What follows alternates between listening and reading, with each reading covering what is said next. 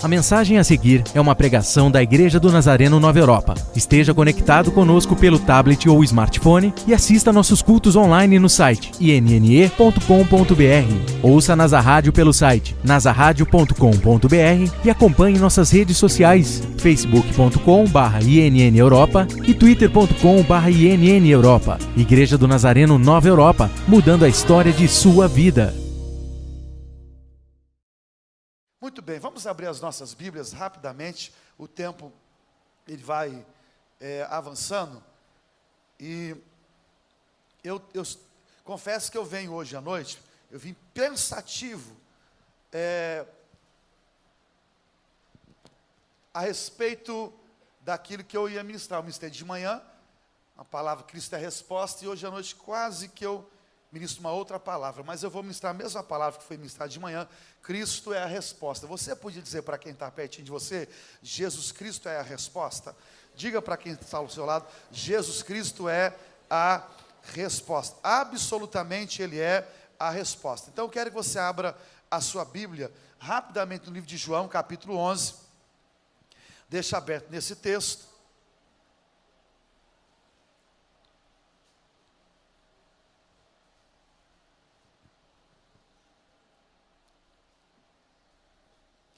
Quantos acharam o texto? Podem dizer amém hoje à noite. Quantos têm a convicção de que Deus está nesse lugar hoje à noite? Podem dizer aleluia. Olha, alguns anos atrás, quando eu ainda cursava o antigo ginasial, e quem é dessa época que ainda era ginásio e se encontra aqui hoje à noite, pode dizer amém. Eu sou da época do ginásio, que hoje é ensino médio. Então, Marcos, você não adianta falar que você não é dessa época, não, que você e Noé andavam assim, São Marão, entendeu? Então é o seguinte, olha, nós vemos dessa época, a época do ginásio. E eu me lembro de um momento de nossa família que não foi um momento tão especial e tão bom.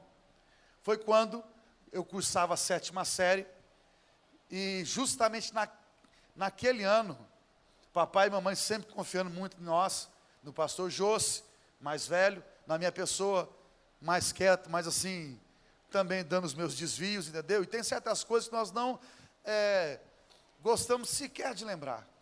Mas aquele ano foi um ano muito complicado, porque justamente naquele ano, o vosso passou aqui, apaixonado por uma vida íntegra. Naquele ano, eu simplesmente bombei na escola, entendeu? Foi um ano muito complicado. E eu dizia hoje de manhã que eu bombei por conta de uma matéria, porque você podia ficar de recuperação em 2 matérias, e uma terceira você tomava bomba. E eu tomei bomba numa matéria que eu domino muito hoje, que é o inglês, entendeu? Eu bombei por causa de 1 ponto, foi 1 ponto, custou muito. E eu me lembro quando a minha mãe recebeu a notícia, e dura coisa quando você tem que dar uma notícia desagradável para um pai, para uma mãe, e não tinha como não dar. Eu cheguei em casa, ali na Amador Bueno, na Vila Industrial, e eu disse: mamãe, infelizmente, eu não passei de ano. E eu me lembro a minha mãe escorregando pela parede, e se assentando no chão, e as lágrimas descendo pela face. E a situação foi um pouco mais dura, porque o pastor Josimar, meu irmão, um homem excepcional, meu pai pagando a faculdade numa dureza, e ele resolveu bombar junto comigo, entendeu? E eu bombei a 7ª, e ele bombou a 8ª, que era a formatura. E eu lembro quando o papai chegou em casa, e ele foi para a escola por Osimo Maia, para tentar resolver com a direção o que podia ser feito. E a direção disse: infelizmente não há o que se possa fazer, porque até a recuperação eles perderam. E minha mãe naquela época, ela usou uma frase, que geralmente nós usamos quando as coisas não dão certo na vida. A minha mãe disse assim: o que é que eu fiz para merecer isso? O que é que eu fiz? Também dizia: eu não quero que vocês tenham filhos que sejam diferentes, eu quero que sejam iguais a vocês, entendeu? Para vocês verem como é que vocês deram trabalho. E o pastor Alex foi o que mais deu, ele nadou no batistério, entendeu? E outras coisinhas mais, se um dia eu aqui... A Manuela hoje, gente, vocês não sabem, não, a igreja foi embora. Ela veio aqui no altar, abriu a bandeja, tomou 3 cálices, entendeu? E eu podia dizer a ela, filha, eu não quero diferente não. Igualzinha a você, igualzinha. E quando alguém bradou, ela se escondeu debaixo da mesa, com os cálices na mão, com o crime, né? O que eu faço agora com os cálices? Então minha mãe dizia, filha, olha, o que eu fiz? Geralmente, quando as coisas não dão certo em nossa vida, essa é uma pergunta que surge de nosso coração. A sociedade tem buscado respostas para si por conta do mau andamento dela mesma. Dias atrás ficamos estarrecidos quando alguns homens invadiram um consultório e atearam fogo numa mulher que trabalhava porque não encontraram o que queriam. E a sociedade levanta então um grande debate, perguntando, discutindo, qual é a solução adequada. Alguns estão dizendo que a solução se encontra na igualdade social, que temos que erradicar a pobreza, porque ao erradicar a pobreza, todas essas questões são resolvidas. Outros acham que a solução está na educação de base. Os nossos filhos não estão sendo bem ensinados na escola, não estão sendo bem acompanhados, e por conta disso, nós estamos enfrentando grandes dificuldades. Outros estão falando sobre a redução da maioridade penal, como se os nossos jovens, sendo julgados mais cedo, iriam resolver o grande problema e o grande dilema da nossa sociedade. E com a redução também da maioridade, ocorre que muitos pais sequer têm mais a condição de defender seus filhos de algumas situações, até de abuso de certos adultos. O mundo está discutindo qual é a solução para a nossa sociedade. E é fato que de quando nós observamos o texto sagrado e olhamos para a Bíblia, o Senhor Jesus nos deu um diagnóstico preciso a respeito de onde é que o problema se encontra.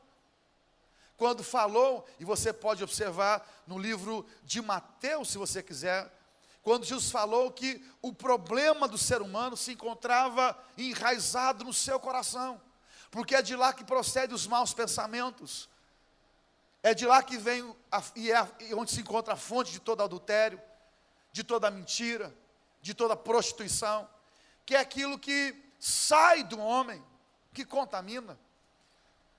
Capítulo 7 de Mateus, Jesus falou sobre isso, versículo 15. Então a sociedade está procurando onde é que está o problema. Não só procura onde está o problema, mas também busca uma solução adequada para aquilo que está ocorrendo.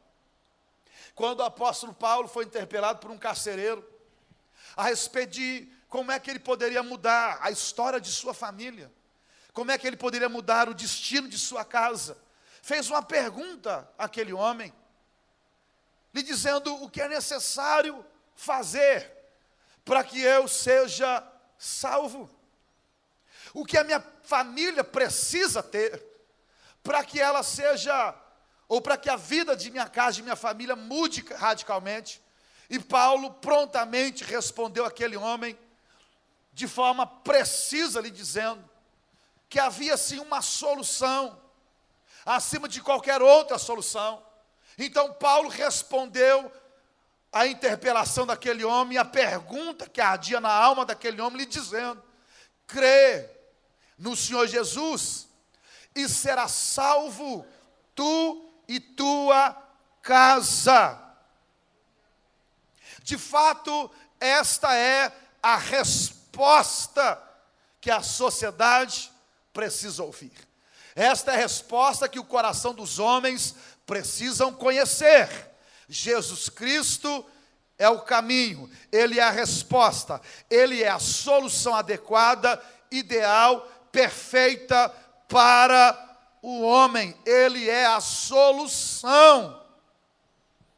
E você podia, mais uma vez, olhar para quem está perto de você e dizer a essa pessoa: Jesus Cristo é a solução, Ele é a resposta para as nossas vidas.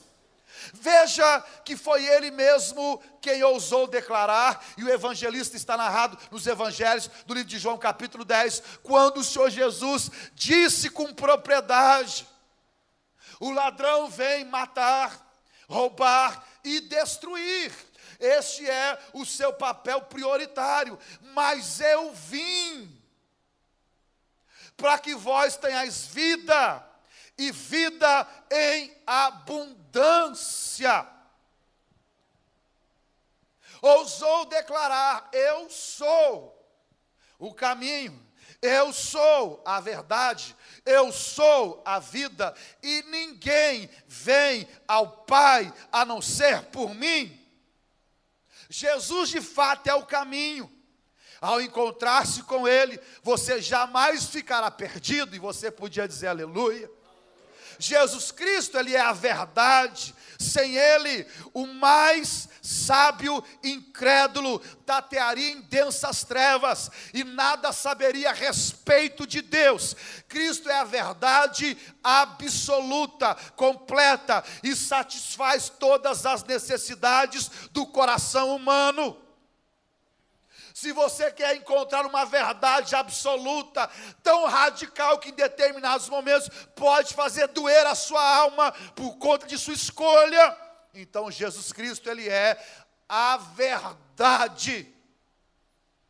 Mas Ele também é a vida, e você podia glorificar o Senhor, porque Ele é o caminho excelente, Ele é a verdade suprema, e Ele é a vida. Por essa razão nos encontramos aqui hoje à noite, porque uma vez tendo desfeito sobre nós a maldição que nós carregávamos, nos trouxe a vida em sua vida na pessoa de Cristo Jesus. Vida, aquele que crê na pessoa de Jesus Cristo tem a vida eterna. Ele é a fonte de toda a vida, da alma, do corpo. Ele é aquele que o encontra a própria vida. Significa dizer, para aquele que o encontrou, ou que foi salvo por ele mediante a fé, que passou da morte para a vida. Há alguém aqui que pode levantar suas mãos e dizer: pastor, eu passei da morte para a vida, Ele me transportou das trevas para o reino do Filho do seu amor. Há alguém aqui que podia dizer aleluia hoje à noite?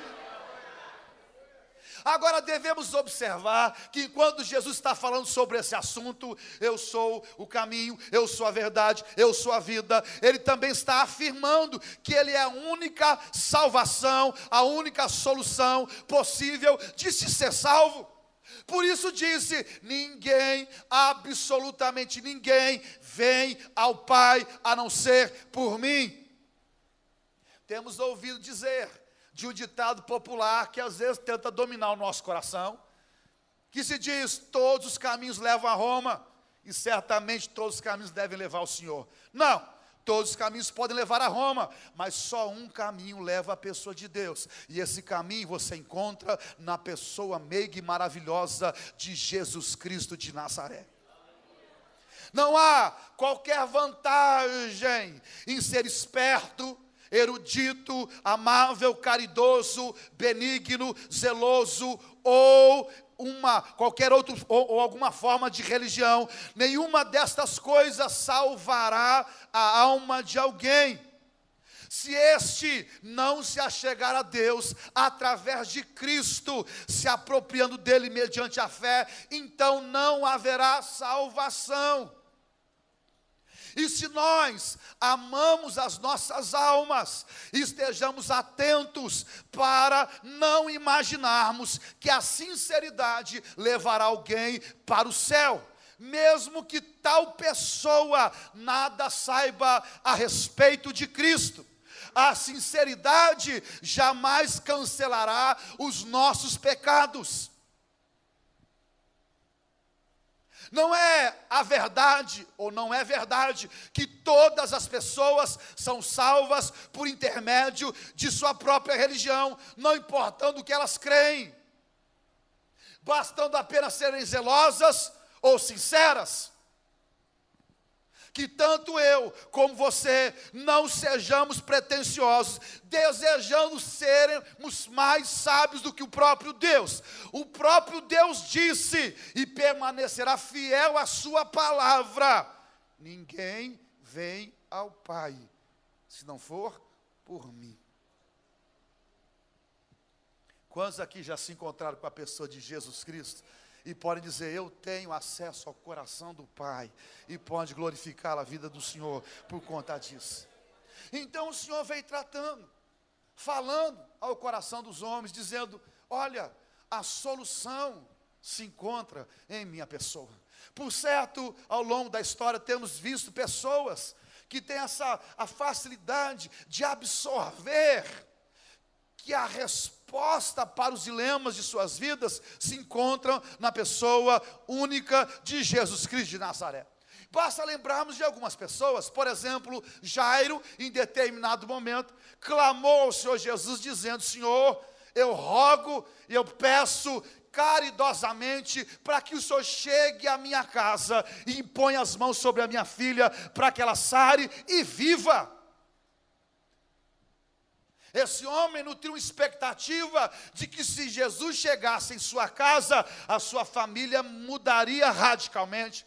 E, para sua enorme surpresa, esse fato realmente aconteceu. Lá se encontra Jesus à beira da cama daquela menina, e ele diz: Talita cumi, que traduzido é: menina, levante-se. E aquela menina, com 11 anos de idade, padecendo, morta, ouviu a voz de Cristo e logo se colocou em pé, e grande foi o milagre na casa de Jairo. Tudo porque Jairo teve a compreensão de que, se Jesus chegasse em sua casa, o seu problema seria resolvido. Alguém aqui hoje à noite que pode dizer: se Jesus chegar em minha casa, os meus problemas serão resolvidos, e poderia dizer aleluia hoje à noite?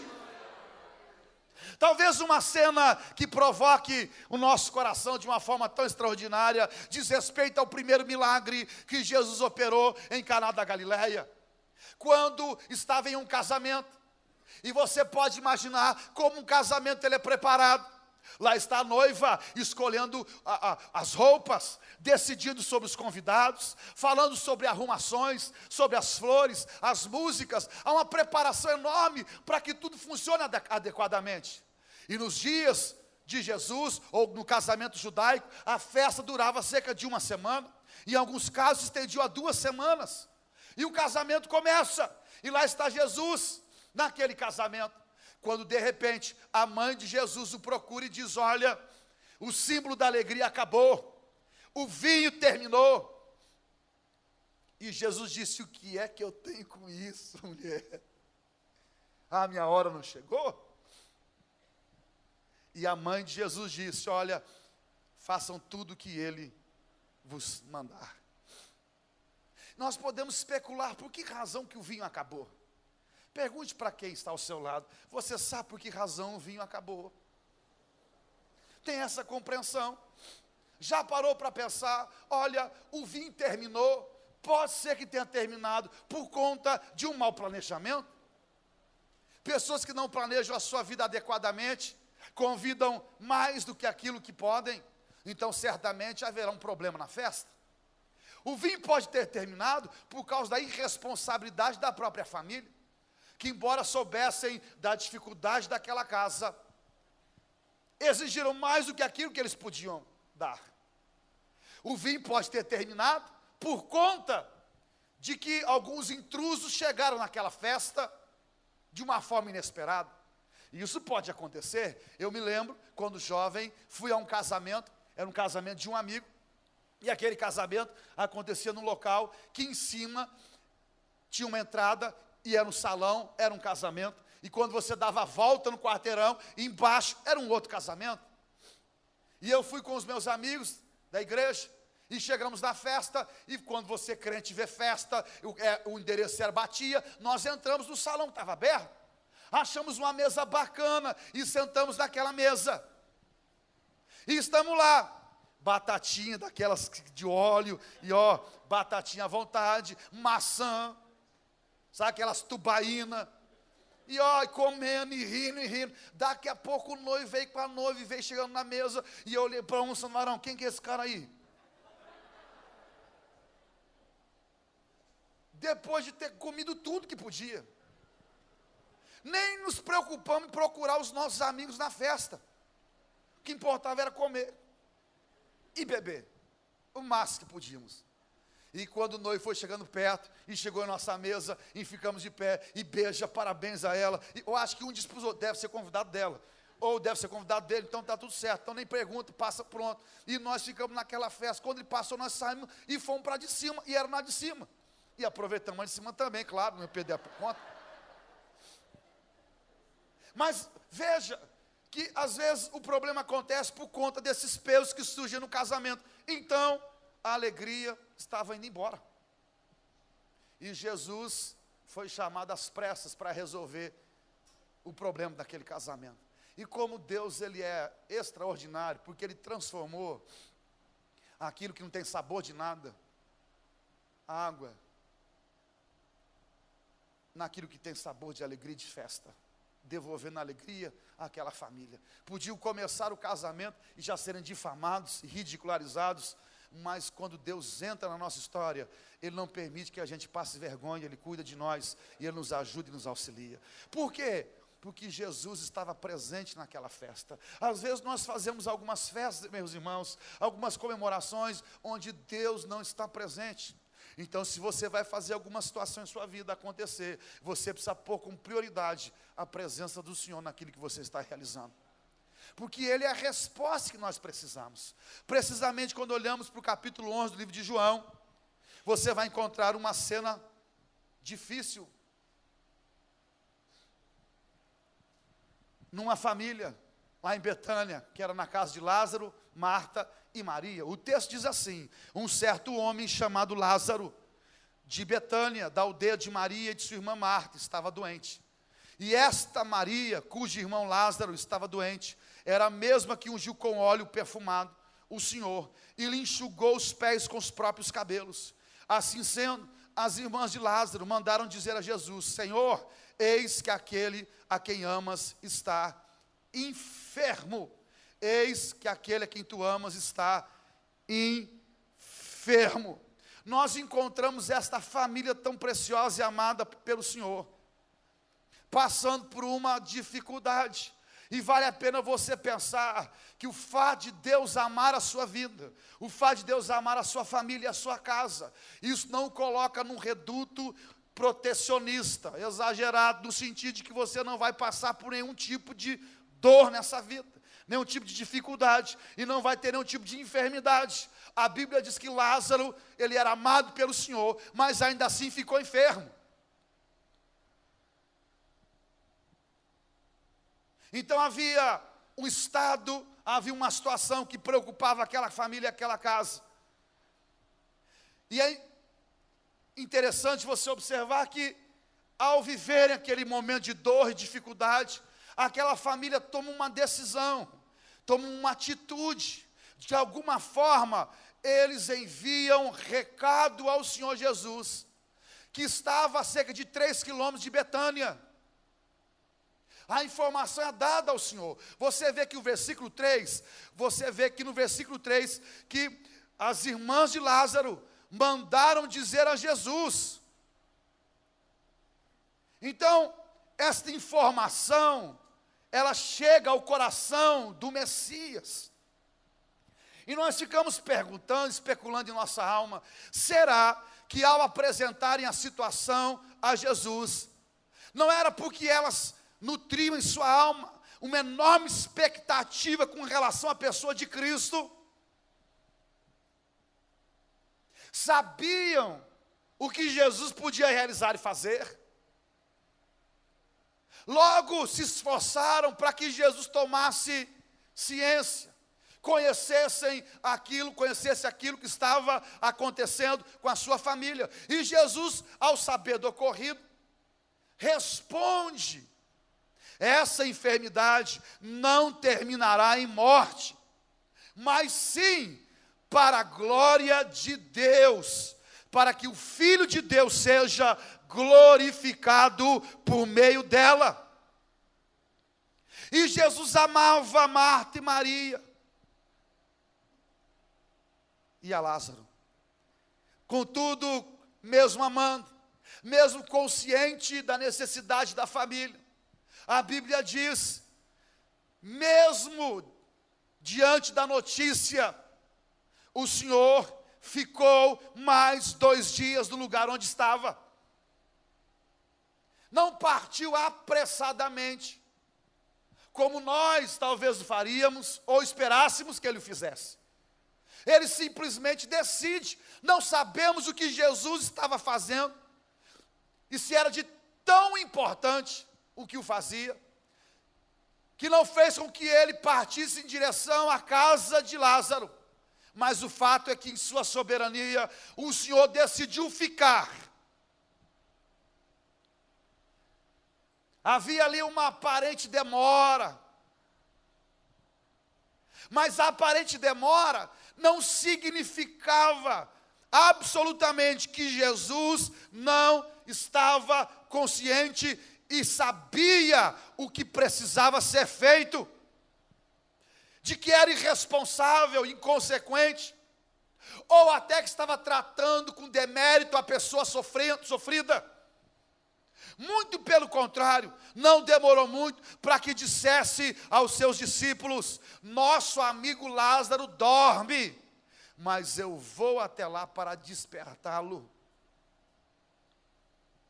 Os discípulos então lhe disseram: se ele está dormindo, vai ficar melhor. Versículo 12. E logo o Senhor Jesus revela o verdadeiro estado de Lázaro. Versículo de número 14, ao que lhes disse claramente: Lázaro morreu. Nós ficamos um tanto assim com o nosso coração investigando, falando com Deus e pensando, e tentando achar uma resposta do porquê que Deus de quando em quando complica algumas coisas na nossa cabeça. Não seria mais fácil chegar na casa de Lázaro, ele doente? Enfermo? Mas parece que o Senhor escolheu o caminho mais difícil, porque agora da enfermidade, Lázaro morre. E é interessante você perceber que Jesus, ele se propõe a chegar quando tudo ficou mais difícil. Ele não foge, ele não diz: eu só posso chegar quando as coisas estão mais fáceis. Havia um propósito no coração do Senhor com toda aquela situação, com toda a dificuldade que se apresentava, e maior. A primeira delas está no versículo 4, quando o Senhor diz: olha, esta enfermidade não terminará em morte, mas sim para a glória de Deus, para que o Filho de Deus seja glorificado por meio dela. Eu quero glorificar a Deus hoje à noite, porque as lutas que você está passando e atravessando, Deus tem propósito em cada uma delas. É para que o nome do Senhor seja glorificado, e você podia dizer aleluia hoje à noite. Mas há também um outro propósito, está no versículo 15, quando o Senhor disse assim: olha, e para o vosso bem, estou alegre por não ter estado lá, para que agora possais crer. Então veja, toda essa dificuldade maior tinha um propósito específico. Primeiro, o nome do Senhor ser glorificado. Segundo, para que os seus filhos pudessem crescer na graça e na fé de quem Deus de fato era. O Senhor então demora, mas a demora não significava que não ia chegar. Logo chega a Betânia, chega a casa de Lázaro, de Marta e Maria. E ao chegar, ele trava um diálogo com Marta. E é interessante a conversa que ele fala com Marta, porque Marta logo lhe foi lhe dizendo: Senhor, se tu estivesses aqui, o meu irmão Lázaro não teria morrido. Parece-nos de certa forma uma acusação contra o próprio Deus. Está vendo, o Senhor é um responsável. Porque se tu estivesses aqui, o meu irmão não estaria sofrendo o que está sofrendo. Por um outro lado, podemos afirmar ou pensar que Marta também estava elogiando e dizendo: Senhor, se a tua presença incomparável estivesse conosco, não haveria espaço para o sofrimento. O fato é que essa mulher tinha a consciência da real importância de Jesus Cristo em sua vida, de como Ele faz a diferença, de como Ele é importante. Logo ela diz, ao ouvir a resposta de Jesus, ou travar o diálogo com Jesus, ela diz: olha, eu sei que mesmo agora, seja o que for que pedires a Deus, Ele te dará. Isso é fé, é convicção. Por certo, Marta não avisou Jesus, porque não tinha uma expectativa de que Jesus podia realizar o milagre. Ao falar pessoalmente com ele, disse: eu sei que mesmo agora, nessa situação difícil, tudo que tu pedires a Deus, Ele te dará. E Jesus assegurou àquela mulher: o teu irmão ressuscitará. E Marta, parece muito bem discipulada, conhecedora da verdade, da ressurreição, lhe disse: Senhor, eu sei que ele vai ressuscitar na ressurreição do último dia. E Jesus então falou desse ensino tão precioso e profundo a respeito da ressurreição. Jesus lhe esclareceu dizendo: Marta, eu sou a ressurreição e a vida. Aquele que crê em mim, mesmo que morra, viverá. E todo que vive e crê em mim, não morrerá eternamente. Você crê nisso, Marta? Ao tratar com Marta desse assunto, é interessante você ver Jesus chamando a atenção de Marta. Marta, eu sou. O Senhor estava falando da sua própria divindade. Eu sou quem fala contigo, Marta. Foi a mesma palavra que Deus disse a Moisés, por conta de Moisés dizer ao Senhor: o que é que eu vou dizer aos israelitas? Quem é que me enviou para que fossem libertos da escravidão? E Deus disse a Moisés: diga ao meu povo, eu sou quem me enviou. E agora Marta ouve Jesus dizer: eu sou, Marta, o próprio Deus que fala contigo. Eu sou a ressurreição e a vida. Às vezes nós tratamos com Deus, ou com a pessoa do Salvador, como se nós estivéssemos tratando com qualquer pessoa, falando com qualquer um, de forma despretensiosa. Não imaginamos, não pensamos, como foi cantado aqui, que Ele tem todo o poder nas suas mãos, que Ele é eu sou, que Ele tem nas suas mãos a nossa história, que Ele pode sim atender às nossas necessidades, mas se não atender, Ele continua sendo Deus de nossa vida. Ele é o eu sou a ressurreição e a vida. Aquele que crê em mim jamais morrerá. Marta, você crê nisso? Marta, você crê nisso? E eu queria perguntar ao seu coração hoje à noite, em meio à dificuldade que você está enfrentando, o eu sou que fala contigo, você crê que Ele tem poder para mudar o destino da sua família e da sua casa? Se você tem essa fé e essa convicção, você podia dizer aleluia hoje à noite, querido? Ela prontamente disse e afirmou: sim, Senhor, eu creio que Tu és o Cristo, o Filho de Deus, que devia vir ao mundo. Eu creio. Quantos creem que Jesus Cristo, Ele é o Filho de Deus, o Cristo encarnado, e pode dizer aleluia hoje à noite, dizer glória a Deus hoje à noite? Não demorou muito e Maria entra em cena. Você pode pensar na expectativa de Maria, quando ela vê Jesus, ela deixa todas as outras coisas, e ela chega onde Jesus estava, versículo 32, e vendo, prostrou-se aos seus pés. Não fala que Marta se prostrou aos pés, mas diz que Maria se prostrou aos pés, porque Maria é uma adoradora contundente, apaixonada por Jesus. Ela se prostra aos pés do Senhor, e logo diz a mesma palavra que Marta: se tu estivesses aqui, meu irmão não teria morrido. Logo Jesus chega ao lugar que Lázaro havia sido sepultado. O seu espírito estava indignado. O Senhor Jesus havia chorado, revelando a sua humanidade. E ele simplesmente profere uma palavra àqueles que se encontravam à volta do sepulcro de Lázaro, ele diz: tirai a pedra. E logo, ao determinar a ordem, o Senhor foi prevenindo Marta, irmã do falecido, que estava dizendo: Senhor, o Senhor está dizendo para tirar a pedra, mas ele já cheira mal, já se passaram 4 dias, o tempo já passou, não há mais solução alguma. Da mesma forma que Marta, mesmo sabendo que Jesus era o Eu Sou, o Filho de Deus, e que cria nele, Marta ainda tinha no seu coração uma questão de que aquilo não podia mais ser resolvido. Como de quando em quando acontece com o nosso coração.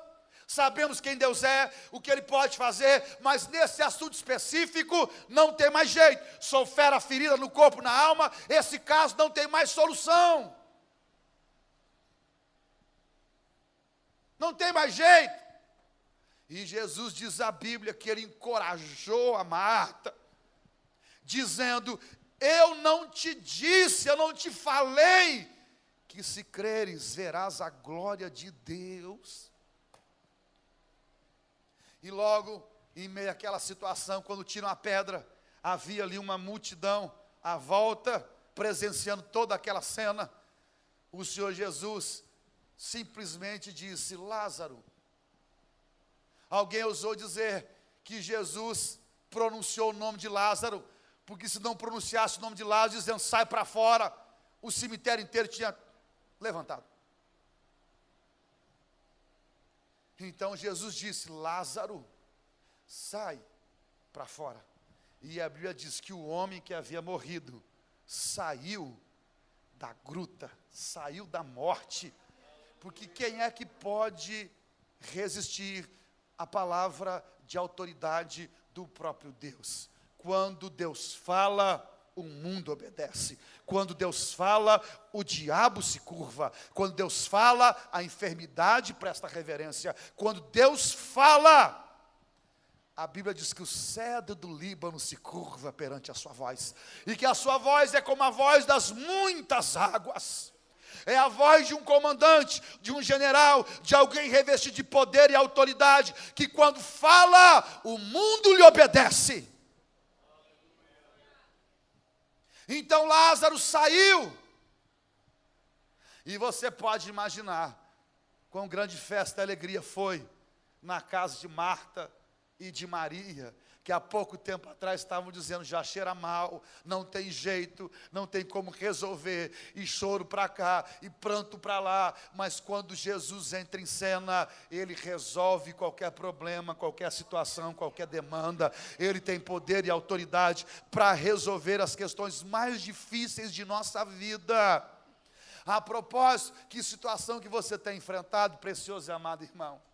Talvez você esteja aqui hoje dizendo: olha, eu tenho uma situação impossível de ser resolvida, já cheira mal, já foi sepultado o assunto, e eu não quero sequer mexer, mas lá dentro do meu coração há algo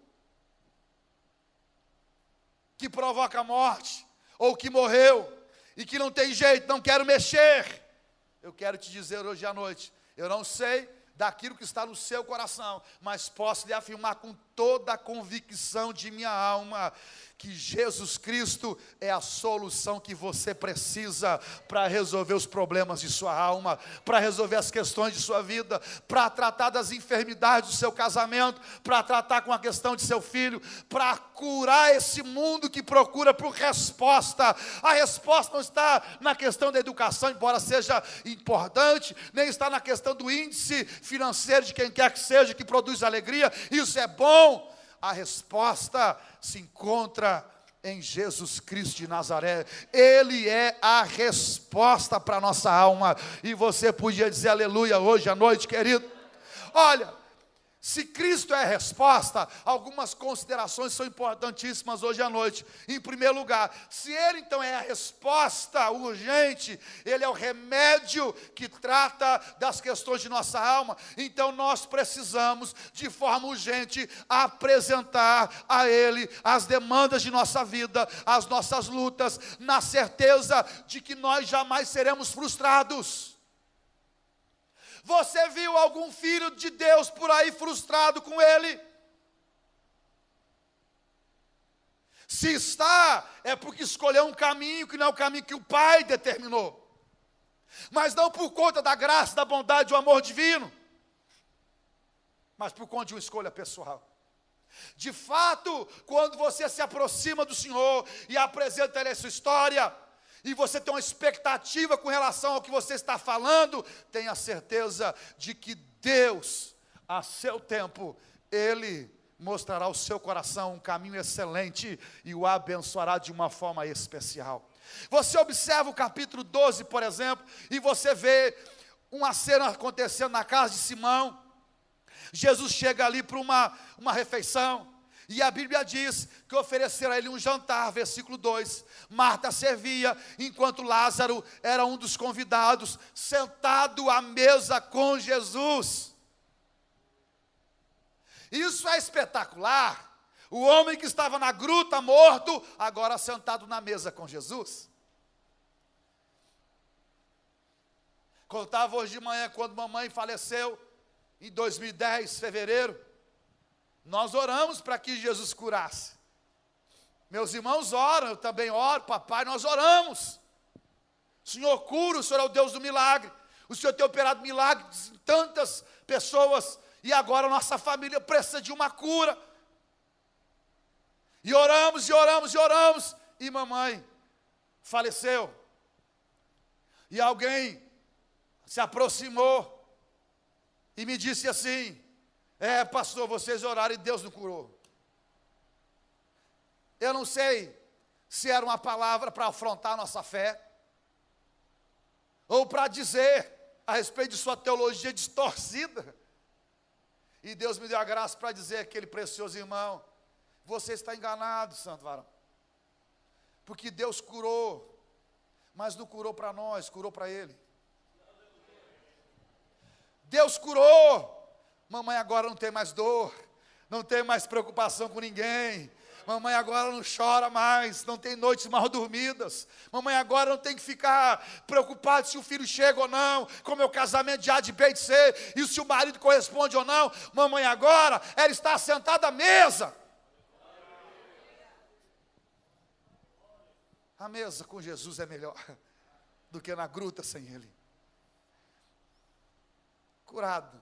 Absolutamente, cura que nós não entendemos, mas cura absoluta, cura extravagante. Meu filho, vou curar como você pediu, mas numa dimensão que talvez você não aceite, não compreenda, e só vai entender um dia, quando você chegar aqui na glória, e poder ver o que eu fiz com a sua linda e preciosa mãe. A mãe sentada à mesa, Lázaro sentado à mesa. Que espetáculo o Senhor fez aquele dia, porque Deus jamais frustra as nossas orações.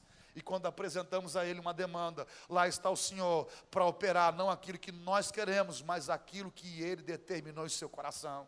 O Senhor demorou, o Senhor fez assim, mas foi assim que Ele escolheu em sua soberania tratar do assunto de Lázaro, de minha casa, e é assim que Ele vai tratar também de sua vida como soberano. Há um segundo pensamento que muito me provoca. Então, em primeiro lugar, nós precisamos apresentar ao Senhor nossa história, nossa família. Eu ouço pensar que às vezes nós somos fofoqueiros demais. Nós contamos demais as nossas lutas pessoais para todo mundo na igreja, para todo mundo da família, para a torcida do clube, para todo mundo. Mas nós não nos derramamos em oração e contamos para aquele que resolve. Falamos às vezes para a mamãe: estou com dificuldade no casamento. Contamos para o pastor: pastor, faz uma extrema unção, benze tudo em casa, betuma tudo, porque lá o negócio está complicado. Mas nós não contamos para aquele que resolve. Quantos vão contar para Jesus? Conta para Ele. Conta para Ele. Conta para ele o que falaram de você. Conta para ele a afronta que você recebeu. Conta para ele as tristezas que você está passando. Conta para ele a traição que praticaram contra você. Conta para ele a agressividade do mundo. Conta para ele como está difícil de você romper com algumas questões. Conta para Jesus. Ele é amigo fiel, verdadeiro, vai te ouvir, não vai desprezar sua voz, sua oração, e vai ajudá-lo a vencer, a superar o insuperável. Conta para Jesus. Fala para ele. Você vai ver que mais cedo ou mais tarde, ele vai te colocar sentado à mesa para a glória do seu nome. Há uma outra situação que muito me impressiona. A Bíblia diz, no versículo 2 do capítulo 11, diz que Maria era aquela que ungiu com óleo perfumado o Senhor. E lhe enxugou os pés com os próprios cabelos. Mas agora essa Maria que tinha prestado adoração tão extravagante, tão extraordinária, passar por um momento difícil. A adoração de Maria, lá atrás, ela pegou um vaso de alabastro, e ela quebrou o vaso, e derramou sobre a vida de Jesus.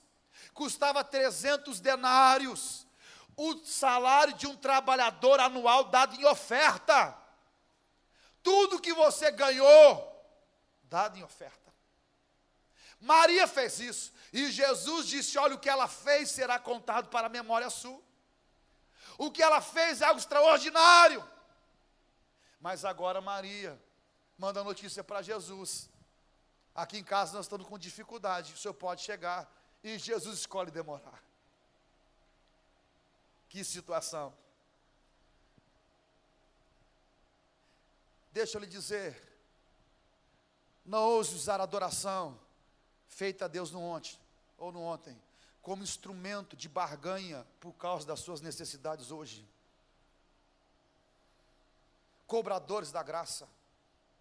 A adoração que você deu a Deus, ela é legítima quando você depositou nos pés do Senhor e ofertou, e agora descansou na soberania e nos caminhos de Deus a respeito de sua vida. Às vezes nós, porque temos uma atitude extraordinária, oramos, ofertamos, dizimamos, nós temos a santa audácia de chegar na presença do Eterno e dizer, eu sou fiel, o senhor pode chegar para me atender, porque se o senhor não chegar, quase como se fosse num clube social, nós vamos mudar de clube, entendeu? Vou cancelar minha carteirinha. Você não vê Maria em nenhum momento dizendo, Senhor, eu sou aquela que estive aos seus pés oferecendo adoração. Eu sou aquela, Senhor, que te deu uma oferta que ninguém ousou dar na Bíblia. A minha oferta é a maior de todas. Maria simplesmente, quando vê Jesus, se lança aos pés, se prostra e diz, se o Senhor estivesse aqui, isso não aconteceria, Senhor. A minha adoração, dada lá atrás, foi ofertada com amor e não com interesse mesquinho por conta daquilo que eu ia precisar na frente. Você podia glorificar o Senhor porque você teve o privilégio de adorá-lo ontem e tem o privilégio de adorá-lo hoje, mas quando a luta chegar, não queira colocar na conta o que você fez ao Senhor, porque o beneficiado é você e não Deus.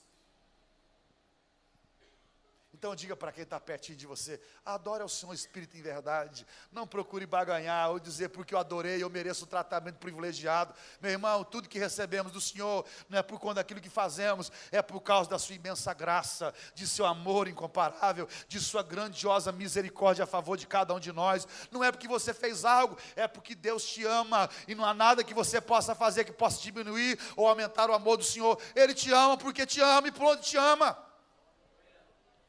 E você pode questionar, mas eu posso aumentar o amor divino? Não pode. Porque Deus te ama, Ele é amor. Olha, o meu filho Gabriel e a minha filha Manuela, presentes do céu. Não há o que o meu filho possa fazer para que eu o ame mais. Não há. Eu amo. Até quando ele erra. Você olha para aquele menino e diz, que menino internacional. É a cara do pai, que coisa. Mas o que é que o seu filho pode fazer para você amar mais? O quê? Talvez impressione a obediência, mas fazer amar mais não. Deus te ama porque te ama. E pronto. Ele ama. Apresente a sua adoração ao Senhor com um coração sincero. Lembre-se de que Deus olha como nós estamos adorando o seu nome. Ele olhou o que Abel oferecia, o que Caim oferecia, e ele disse a Caim: a sua adoração não provoca o meu coração aceitá-la. Eu não aceito a sua adoração, Caim, mas se você fizer bem, certamente haverá lugar para ti. E elogiou Abel e tomou a adoração de Abel. Tem adorador aqui hoje à noite que vai dizer: Senhor, eu vou fazer de forma extravagante como aquela mulher e vou te adorar, mas na hora da necessidade eu ainda vou me prostrar aos teus pés e vou dizer: se o Senhor estivesse aqui, absolutamente tudo isso não teria acontecido, Senhor. Não há palavras de amargura, de reclamações, de lamuriações, de cobranças, de crises, e se você entrar no mérito da questão, sua alma vai enfermar. Você pode dizer: mas eu sou um pai melhor do que aquele, porque aquele o filho é assim, o meu filho é assado. Não entre nesse mérito, meu irmão. Você pode começar a entrar numa espiral sem a solução na sua própria alma, porque o meu casamento é assim: eu sou tão fiel ao Senhor, não falta o culto, e aquele vem de vez em quando, e parece que ele sorri aos quatro ventos da vida. O Senhor gosta mais, o Senhor está demorando para chegar, para resolver e para tratar. Deus procura quem o adora em espírito e em verdade, não aqueles que o cobram por aquilo que oferecem.